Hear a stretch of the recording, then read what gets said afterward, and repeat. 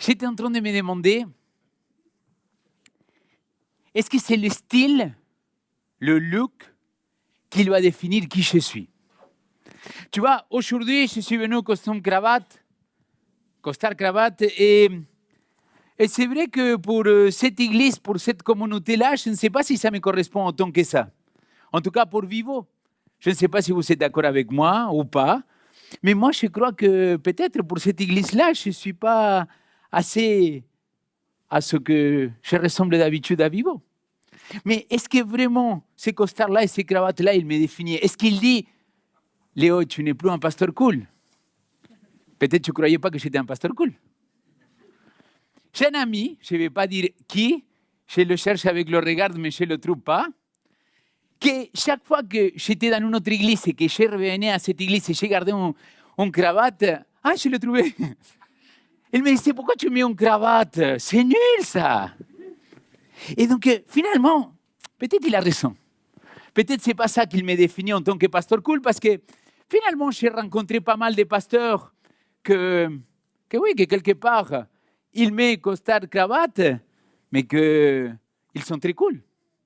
Et j'ai trouvé des pasteurs que parfois, c'est pas tout à fait ça. Donc, est-ce que finalement, si je poserais la question qui je suis, est-ce que je pourrais répondre, je suis pasteur? Désolé les amis, mais ce n'est pas une réponse valable. Ça, c'est mon métier. Ça, c'est ma profession. Mais pasteur ne me définit pas non plus.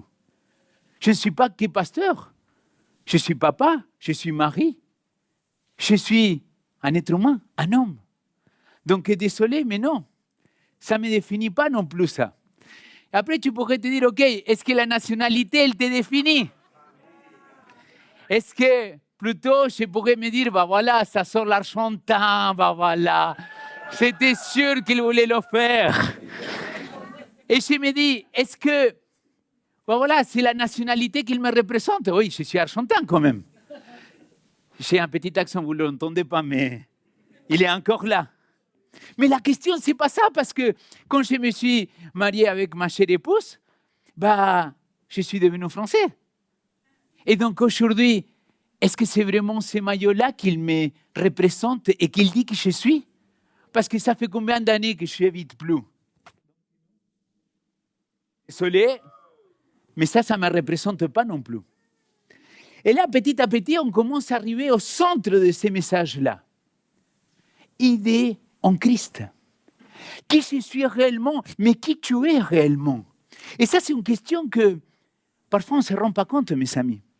Mais cette identité en Christ, est-ce qu'on est vraiment conscient de ce que nous sommes? Est-ce que nous sommes vraiment conscients de qui nous sommes grâce à lui?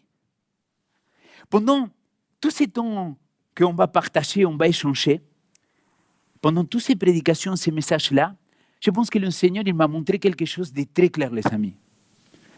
C'est que beaucoup de chrétiens, ils se disent chrétiens, mais ils ne comprennent pas du tout ce qu'ils représentent être chrétiens. Je ne suis pas en train de faire la morale, je suis en train de dire plutôt que, dommage, tu n'as pas compris qui tu es en Christ. Et c'est pour ça que tu vas comme tu vas. Parce que ton look, il ne peut pas te définir. Ton style, il ne peut pas dire qui tu es. Et la société aujourd'hui, il te met la pression pour changer de style, pour être bien coiffé, pour être à la mode, pour être comme le monde, il dit que tu dois être. Et cette société liquide, il t'amène à ne plus pouvoir savoir quelle est ta véritable identité. Il ne t'aide plus à savoir quelle est cette identité ancrée en Christ. Alors, pourquoi ce titre-là, ID? Beaucoup de francophones m'ont dit, Léo, ça ne se comprend pas en français, ça veut dire quoi ça? Mais j'étais en avancée. Quelqu'un il m'a partagé cette image-là. En Suisse, c'est Benjamin qui m'a partagé. Regardez, un choix se dessine pour le ID. Le 28 septembre en Suisse, ils vont voter pour avoir le document qui soit dans son attel, dans le portable. Et là, c'est exactement, comment il appelle ça? Le ID, l'identité. Comment tu te présentes devant les autres, qui tu es devant les autres. Parce que cette société-là, pour moi, il ne va pas bien. Regardez cette statistique et cette étude qu'ils ont fait. Les adolescents aujourd'hui, en 2011, ils n'ont pas une identité claire, souffrent beaucoup ils ont plus de dépression, d'anxiété et de comportements à risque. Les adolescents qu'en 2011, ils étaient des adolescents, aujourd'hui sont les adultes de notre société, vous êtes d'accord avec moi? Et comment ils étaient tous ces adolescents-là? Avec une profonde crise identitaire. Une profonde crise identitaire qu'ils ne savent pas qui ils sont. Et du coup, ils cherchent des repères, ils cherchent non-stop, comme vous et moi, à trouver quel type de pasteur je vais être, quel type de papa je suis, quel type de mari je peux être, quel type de citoyen je peux être. Et là, les gens, ils se cassent la tête. Et des chrétiens, ils se cassent la tête. Et ils oublient que nous pouvons avoir une identité en Christ. Il y a un professeur d'université qui aujourd'hui il est décédé. C'est quelqu'un qui c'est une éminence, c'est Simon Bauman. Et cet homme-là, il parlait d'une société liquide. Il parlait d'une société qu'aujourd'hui, il n'est plus solide, qu'il n'est plus resté comme elle était auparavant. Avant, on pouvait dire, la société, elle est comme ça. Aujourd'hui, on ne peut plus dire comme ça. C'est pour ça que les sociologues, ils n'arrivent pas à décrire l'état actuel de la société. Pourquoi? Parce que quand ils essayent de la décrire, tout de suite, paf, ça part. Et c'est une nouvelle société qu'il doit faire face et décrire. Et donc, du coup, regardez ce qu'il disait. Dans les sociétés modernes, tout change vite. Travail, relations, valeurs, technologie. Rien n'est fixe. Tout est fluide, comme de l'eau. Résultat, les gens ont du mal à construire une identité stable. Et cette citation-là, c'est dans un livre qu'il a coécrit avec un autre professeur, et il dit « L'identité ne se donne pas comme un fait accompli. Dans la modernité liquide, dans cette modernité qu'il décrit, dans cette société, l'identité est toujours inachevée, à construire et à reconstruire sans cesse. » On parlait avec Anna cette semaine, et je sais combien d'adolescents on voit aujourd'hui qu'ils sont en souffrance profonde, parce qu'ils se cherchent tout le temps. Parce qu'ils se disent, est-ce que je suis bi, est-ce que je suis homo, est-ce que je suis hétéro, est-ce que je vais accomplir quelque chose dans ma vie, où il est l'avenir pour moi, qu'est-ce qu'on va faire de moi, qu'est-ce que je vais devenir, je suis nul. Ils sont en crise identitaire terrible. Et si tu réfléchis bien, il y a quelques centaines d'années en arrière, si tu commençais un métier, tu allais mourir avec ce métier-là. Si tu réfléchis bien, avant, quand tu commençais une carrière universitaire, tu allais finir en pratiquant cette profession-là. Aujourd'hui, on parle de plus de quoi? De reconversion. On parle de plus en plus de quoi? Des personnes que quand ils sont dans la formation universitaire, on les prépare déjà pour dire, il va falloir que tu changes, il va falloir que tu évolues. Pourquoi? Parce que ce monde-là, il est liquide. Parce que ça bouge. La question c'est, et l'Église, est-ce que aussi il fait partie de cette société liquide? Ma réponse est oui. L'Église elle ne peut pas rester toujours fixe et fermée en train de dire tu ne peux pas être pasteur si tu ne mets pas les costards cravate. L'Église elle change. Alors, si moi je dois mettre un costard cravate pour que tu m'écoutes, amen, alléluia, je le fais. J'ai aucun problème parce que mon identité, elle n'est pas basée sur mon costard cravate. Le pasteur que je suis, il n'est pas ancré dans la manière de m'habiller ou de prêcher. Il est ancré en Christ. Donc lui, cet grand homme, cet professeur, ce psychologue, il va dire que ton identité, elle restera toujours quelque chose à construire. Et je ne sais pas si je suis d'accord avec ça. Vous savez pourquoi? Parce que j'ai compris quelle est mon identité en Christ. J'ai compris quel est mon ID en Christ. Et là, ça change. Parce que là, je me dis, OK, il y a les formes extérieures qu'il peut changer. Et ça, on s'en fiche. Parce que les formes extérieures, ils ne déterminent pas qui je suis. Les formes extérieures, ils ne déterminent pas la spiritualité de mon Église. Les formes extérieures, c'est quelque chose que c'est l'homme qui le juge. Mais vous vous rappelez cette histoire-là entre le prophète Samuel et Dieu, quand il doit aller oindre son nouveau roi, David. Et il le voit le premier, il dit, oh là là, c'est lui. C'est un peu comme Léo, beau gosse, grand, fort, intelligent. Amen, j'ai entendu. C'est pas ma femme qui l'a dit Amen. Et qu'est-ce qu'il a dit, Dieu? Mon ami, ne te presse pas à juger. Pourquoi?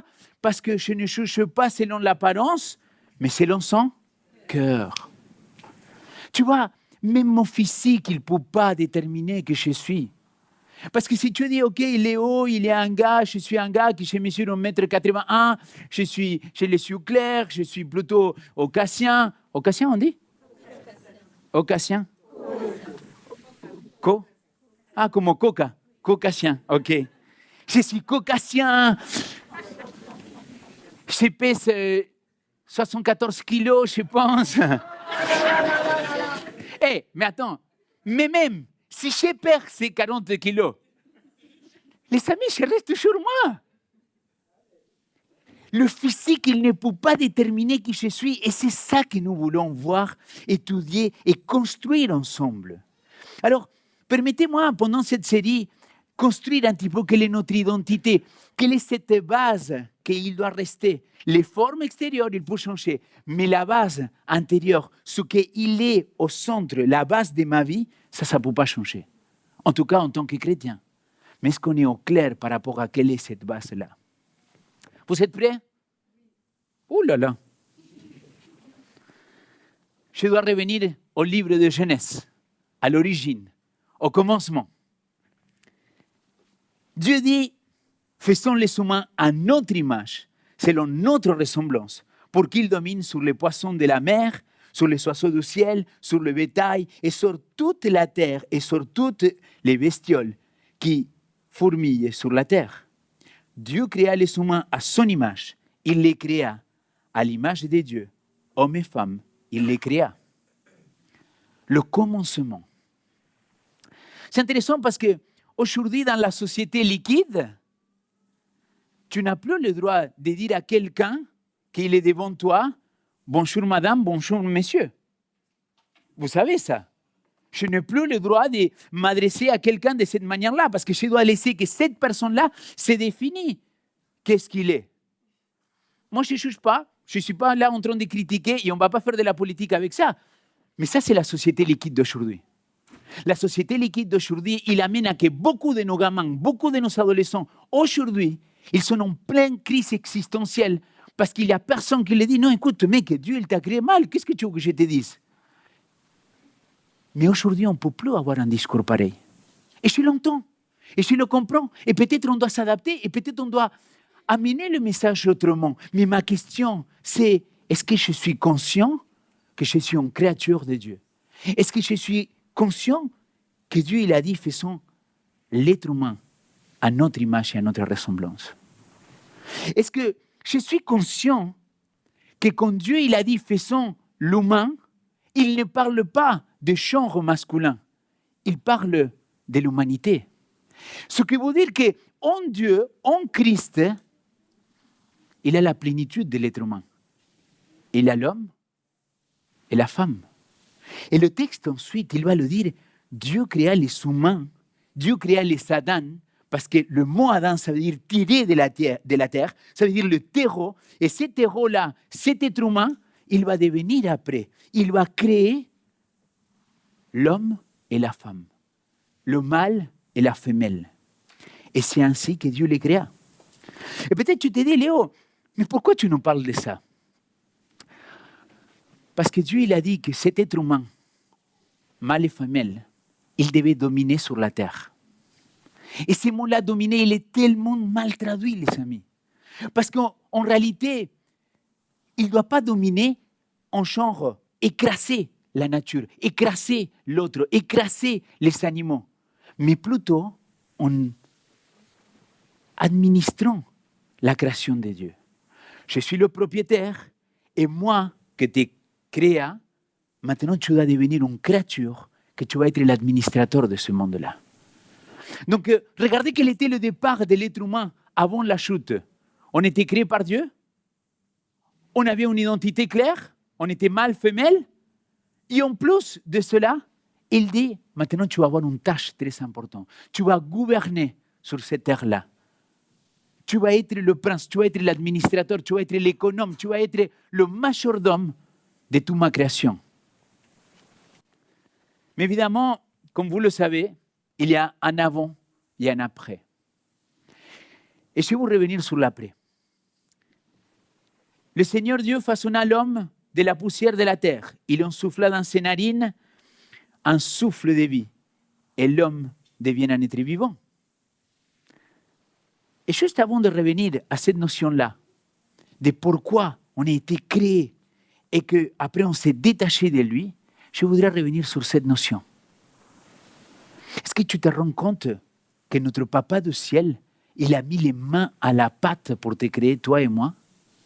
C'est-à-dire, jusqu'à là, jusqu'au 5e jour, il avait tout créé avec la parole. Mais là, ici, il va dire, maintenant, je vais te façonner avec mes mains.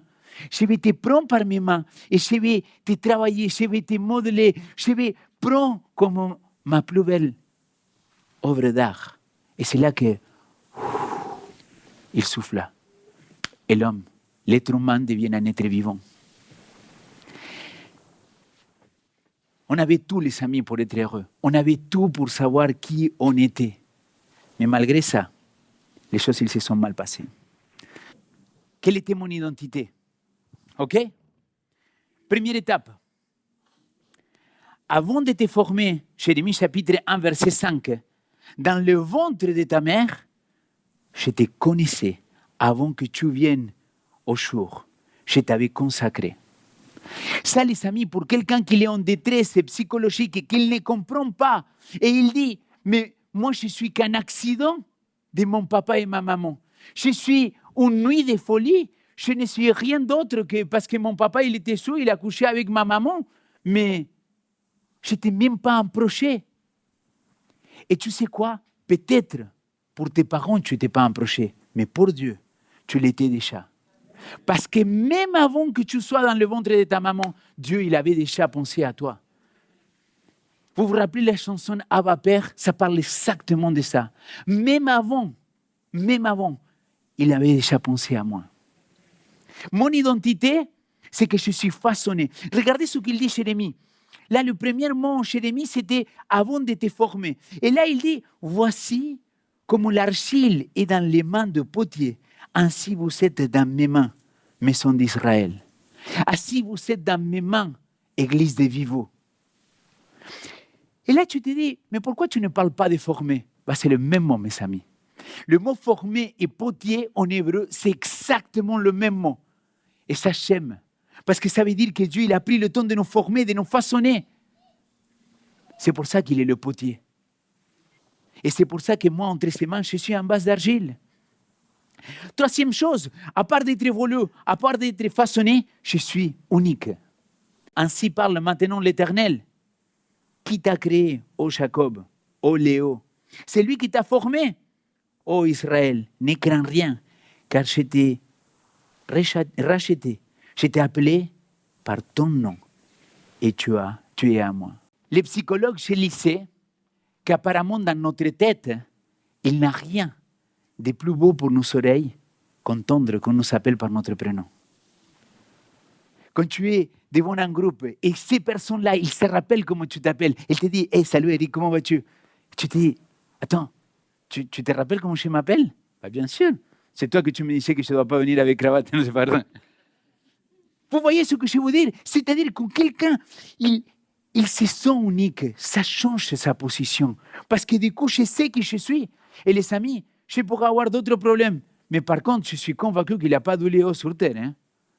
Mais parce que je sais qui je suis, parce que je sais qu'entre les mains de mon Seigneur, je suis unique. La question est, est-ce que tous ces adolescents, tous ces gens-là, et que tous ces vieux-là, ils se sentent uniques? Ou ils se sentent qu'ils sont un chiffre de plus dans ce monde, dans cette société liquide qu'il faut changer? Ces gens-là, ils sont perdus l'identité. Nicolas, il me disait, c'est impressionnant, tu vas dans une plage, et quand tu vas dans une plage, c'était, il y a 2 ou 3 c'était en arrière, il dit, il semblerait qu'ils sont tous sortis de la même fabrique. On dit fabrique, non? Coupe, bien racée en bas, cheveux un peu plus haut, musclé, bien marqué, et taillé, et qu'il trace. Mais ils semblent tous pareils. Petite barbe, Est-ce que tu te rends compte à quel point le fait de ne pas comprendre que tu es unique, ça te fait que tu imites tout ce qu'il est autour de toi? C'est pour ça que la mode, ok. C'est pour ça que les réseaux, ok. Mais ne te compare pas, parce que tu es unique pour notre Seigneur. Et quatrièmement, tu es appelé. En réalité, c'est lui qui nous a fait. Nous avons été créés en qui? En qui? En Jésus-Christ, pour des œuvres bonnes que Dieu a préparées d'avance afin que nous les pratiquions. Mes amis, tu veux savoir qu'est-ce que aujourd'hui devrait définir ta identité? C'est premièrement savoir que tu évolues, que tu es façonné, que tu es unique, que tu es appelé. Appelé à quoi? À produire de belles œuvres. À produire des choses bonnes dans ce monde-là qu'il a tant besoin dans notre Seigneur Jésus-Christ. Mais malheureusement, ce qu'il va se passer, c'est que l'homme et la femme, ils vont manger. Elle donna aussi à son mari, qui était avec elle, et il mangea. Leurs yeux de tous les deux s'ouvrirent, et ils surent qu'ils étaient nus. Ils cueillirent des feuilles de figuier pour se faire des pagnes. Alors ils entendirent le Seigneur Dieu, celui qui l'avait façonné, celui qui les avait créés, celui qui les avait voulus, celui qui les avait appelés à gouverner sur ce monde-là. Et qu'est-ce qu'ils vont faire? L'homme et la femme allèrent se cacher parmi les arbres du jardin pour ne pas être vus par le Seigneur Dieu. Ils ont peur. Ils ont peur de celui qui était leur créateur, celui qui les avait tellement façonnés, voulus. Maintenant, ils se cachent de lui à cause de la peur.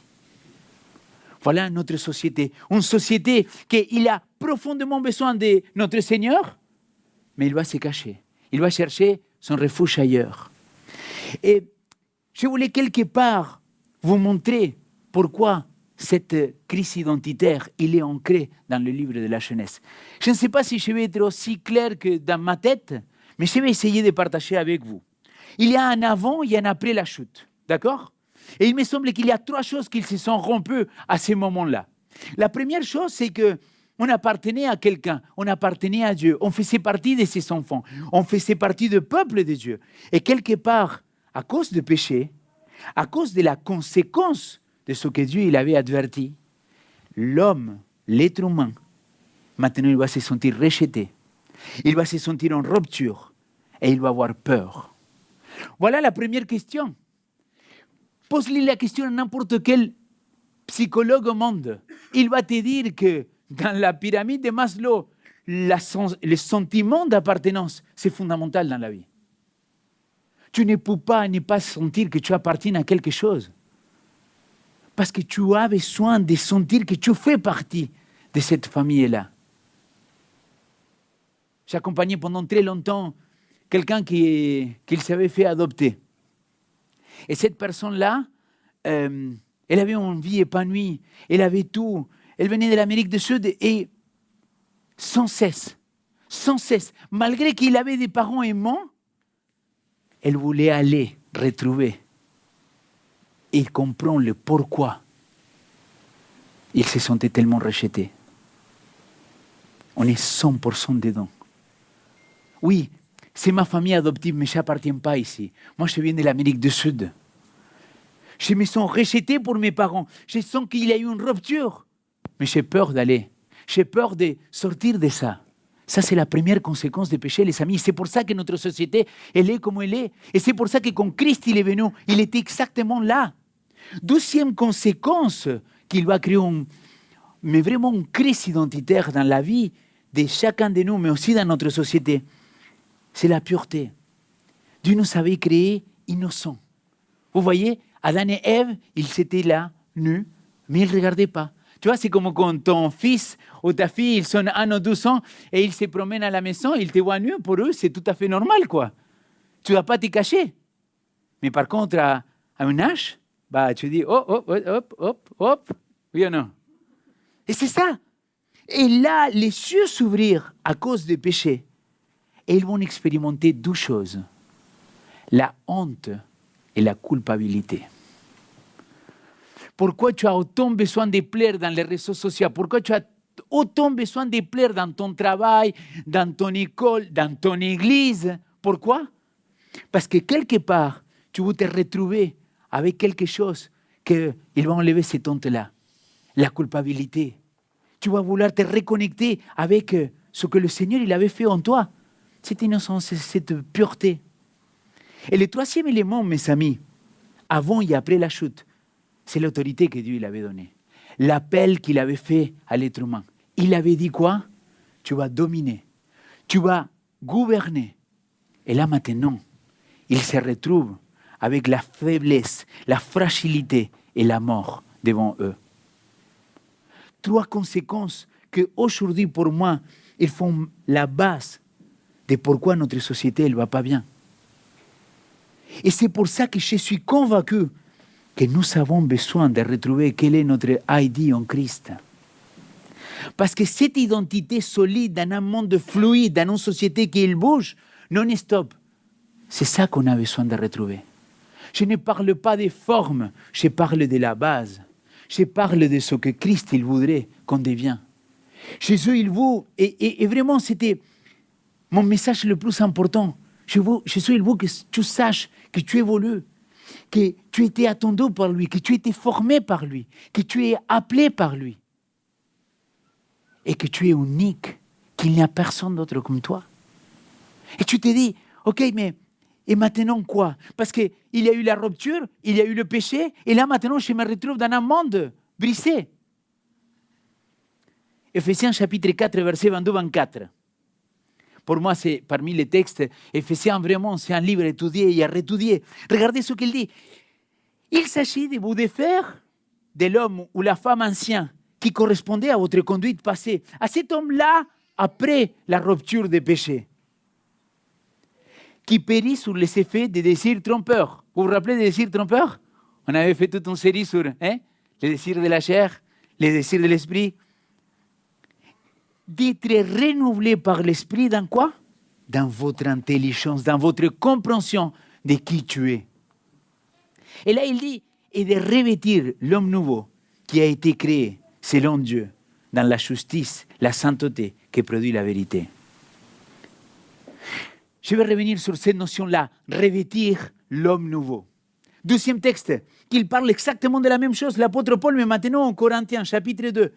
Il va dire, si quelqu'un est en Christ, si ton identité, il est construit en Christ, regardez ce que la Bible dit, il est une nouvelle créature. Merci beaucoup. Je n'ai même pas dit Amen, hein? Vous êtes d'accord avec moi? Mais là, il faut que je prenne le temps de vous expliquer quelque chose. Quand la Bible dit une nouvelle créature, il ne parle pas de quelque chose qu'il est nouveau dans le temps et qu'avant il n'a jamais existé. Le mot, il y a deux mots pour décrire la nouveauté dans le Nouveau Testament en grec. Le premier mot, c'est le mot néos, comme un néonate ou comme un néophyte. Donc c'est tout nouveau, ok? C'est nouveau dans le temps, c'est créé, c'est nouveau. Mais il y a un deuxième mot et c'est le mot qu'il est appliqué ici. C'est le mot kainos. Et le mot kainos, il n'a rien à voir avec une nouveauté dans le temps. Mais c'est plutôt, la meilleure traduction, ça serait une rénovation, un renouvellement. Tu es là et je vais te prendre et je vais recréer à partir de qui tu es. Parce que maintenant, je vais te donner une nouvelle identité. Apocalypse chapitre 21, il dit clairement, il dit, et il aura une nouvelle terre. Vous connaissez ce texte-là? Où il aura plus de pleurs, plus de larmes, parce que toutes les premières choses, ils sont passées. Et Dieu fait tout de nouveau. Vous connaissez ce texte-là? Ce texte-là, il utilise le mot kainos. Ça veut dire que Dieu ne veut pas rejeter absolument tout et dire, tu ne sers plus à rien, je te jette et je vais faire à nouveau. Non, il veut te renouveler. Il veut que tu puisses à nouveau être en connexion avec Dieu. Il veut cet renouveau dans ta vie. Et regarde ce qu'il dit, les choses anciennes sont passées, voici toutes choses sont devenues nouvelles. je voudrais vous laisser une dernière question. Et cette question-là, c'est un petit peu ce qu'il va rythmer cette série-là.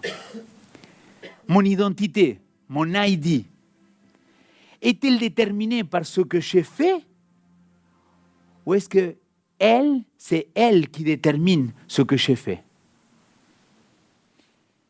Est-ce que ce que je fais va déterminer mon identité ou mon identité, il va déterminer ce que j'ai fait? J'avais donné ces tableaux-là. Avant et après la chute. Et là, c'est avant et après Jésus-Christ. Avant Jésus-Christ, c'était le rejet. Grâce à Jésus-Christ, Jean chapitre 1, verset 12, je suis un enfant de Dieu. Je suis adopté. Maintenant, je suis une famille à laquelle j'appartiens. Je suis un Père céleste. Peut-être mes parents ici sur terre, c'était vraiment des merdouilles, je ne sais pas comment le dire autrement, mais c'était des mauvais parents. Ils m'ont maltraité, ils m'ont fait de mal. Mais alors, maintenant tu appartiens à quelqu'un qui est bien au-delà que ton père terrestre. Un jour, je l'ai dit à Nathanaël en rigolant. Hey Nat, hijo, en espagnol, tu vois. Je l'ai dit, dis-moi, c'est qui le meilleur papa au monde? Et il me répond tac au tac. Il me dit, en tout cas, c'est pas toi, papa. Je lui dis, comment c'est pas toi? Eh ben non, papa, c'est Jésus. Et là, j'ai dit, ah, il a compris.